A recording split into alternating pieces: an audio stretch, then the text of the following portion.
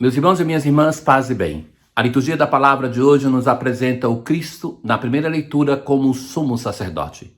Aquele que, participando da nossa natureza divina, partilhando da nossa fragilidade, aprendeu assim a ter misericórdia.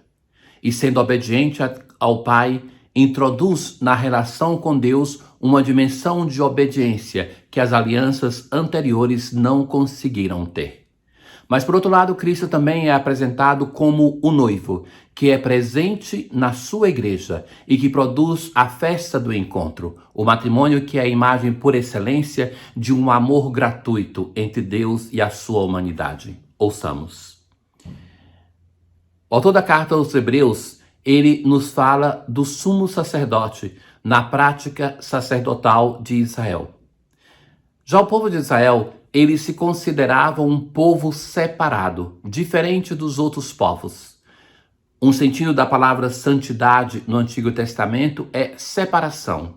O santo é aquele que é separado dos outros. O povo de Israel era separado dos outros povos porque era o povo de Deus. Dentro deste povo, nós temos uma tribo que se dedica ao serviço do Senhor, que é a tribo de Levi. Dentro dessa tribo tem uma família, a família de Arão, e alguns ritos eram oficiados no templo somente pelo sumo sacerdote. A própria construção do templo de Jerusalém, ela é feita para dar essa ideia de que existe uma separação entre todos esses. Por exemplo, os estrangeiros não podiam praticamente entrar no templo. Tinha depois um recinto mais próximo que os homens entravam. Depois, assim, até chegar àquele lugar que somente o sumo sacerdote podia entrar. E assim começa o texto de hoje. Todo sumo sacerdote é tirado do meio dos homens e instituído em favor dos homens nas coisas que se referem a Deus. Tirado do meio dos homens, separado de entre os homens, para um serviço a favor dos homens em relação a Deus. Sabe ter compaixão dos que estão na ignorância e no erro, porque ele mesmo está cercado de fraqueza. É separado por Deus, mas é um ser humano frágil. Por isso sabe ter misericórdia para com aqueles que são frágeis como ele. Por isso deve oferecer sacrifícios. É chamado por Deus como Arão foi. Não é ele que se faz sacerdote, mas é chamado por Deus para um serviço sacerdotal. E agora então ele apresenta Cristo como esse sumo sacerdote. Também Cristo não se atribuiu a si mesmo o sacerdócio, mas ele foi chamado pelo Pai. Em Cristo se realiza aquilo que nós encontraremos no Salmo responsorial de hoje.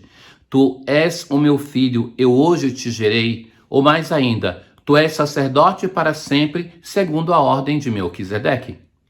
Como sumo sacerdote, o Cristo é instituído pelo Pai como um novo sacerdócio, o sumo sacerdote, mas não, vamos ver mais à frente, no exercício do sacerdócio veterotestamentário, mas sim um novo sacerdócio. Cristo, nos dias de sua vida terrestre, dirigiu preces e súplicas a Deus. O autor aqui está se referindo, sobretudo, àquele momento do Getsêmani, em que Jesus sofre com forte clamor e lágrimas, e foi atendido por causa de sua entrega a Deus. Ele foi atendido, Deus não o livra do cálice, mas ressuscita o seu filho. Então, este Cristo que é participante da nossa fragilidade, manifesta na sua oração a sua fragilidade, com clamor e lágrimas, e foi atendido. Mesmo sendo filho, aprendeu o que significa a obediência a Deus.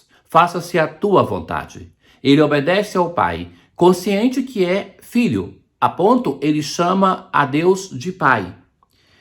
Tornou-se, por isso, causa da salvação eterna. A causa da nossa salvação é a obediência de Cristo à vontade do Pai. De fato, ele foi por Deus proclamado sumo sacerdote na ordem de Melquisedeque. Cristo é escolhido por Deus como sacerdote. E a relação que ele tem com o Pai é uma relação filial de obediência que se torna para todos nós motivo de salvação. Assim nós rezamos com o Salmo responsorial de hoje. É um salmo real de escolha do rei de Israel e que se aplica também ao sacerdote. Palavra do Senhor ao meu Senhor: assenta-te ao meu lado direito. O Senhor estenderá desde Sião vosso cetro de poder. Tu és príncipe desde o dia em que nasceste. Na glória e esplendor da santidade, como o orvalho antes da aurora, eu te jurei. Tu és sacerdote eternamente, segundo a ordem do rei Melquisedeque. Na aclamação ao evangelho de hoje, a palavra do Senhor é viva e eficaz. Ela julga os pensamentos e as intenções do coração. Ora, meus irmãos, a prática de jejum, junto com aquela da esmola e da oração, é muito consolidada na religião de Israel. Existiam os dias prescritos para o jejum e o judeu piedoso ele fazia jejum 2 vezes por semana, nas segundas e nas quintas-feiras. Era um reconhecimento pelo dom da aliança. Os discípulos de João Batista, naturalmente, como o mestre João Batista, o homem da penitência do jejum, eles jejuavam, e também os discípulos dos fariseus. E eles observam que os de Jesus não jejuam. E por isso, eles se aproximam e vão dizer: por que os discípulos a Jesus vão perguntar? Por que os discípulos de João e os discípulos dos fariseus jejuam e os teus discípulos não jejuam? Os convidados, responde Jesus, de um casamento, podem, por acaso, fazer jejum enquanto o noivo está com eles? Jesus vai trazer a questão para o aspecto central. Não é somente a prática do jejum que é necessária, mas a motivação pela qual se faz. Jesus se apresenta como esposo da sua humanidade, como se esperava o Messias. Ele é o Senhor que chegou para os seus.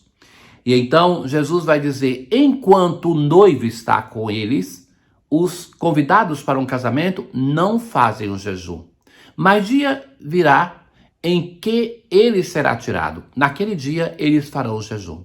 Ele nos foi tirado com o mistério da sua paixão, morte e ressurreição, a subida aos céus, a ascensão. E agora então, nesse tempo que é o tempo da igreja, nós somos chamados a jejuar.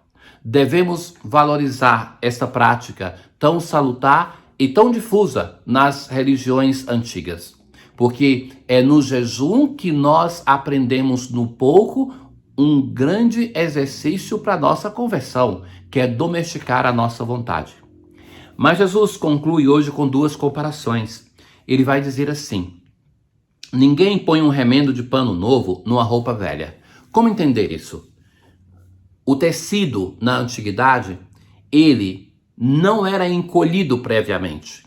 Então, você fazia uma roupa, alguma coisa, em geral era roupa muito soltas, que elas podiam acontecer isso, de encurtarem e poderem ainda ser usadas. Então, eles encolhiam quando eram lavados.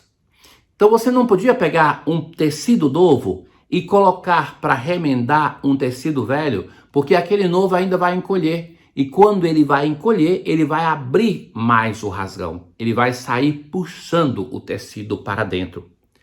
Então Jesus vai dizer assim, não se faz isso, porque você vai perder o tecido velho e o tecido novo. E a segunda comparação que Jesus faz, ele vai dizer assim, ninguém coloca vinho novo em odres velhos.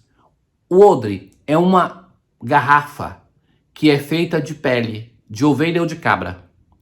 E quando você tem um vinho novo, este vinho, ele fermenta muito. Quando você vai numa cantina, você ouve o vinho que está lá borbulhando, porque ele está fermentando. É uma bebida chamada viva por isso. Então, o odre vai envelhecendo, vai perdendo a sua capacidade de conter um vinho fermentando. O que vai acontecer? Você vai romper o odre velho, vai perder o vinho novo e vai perder o odre também.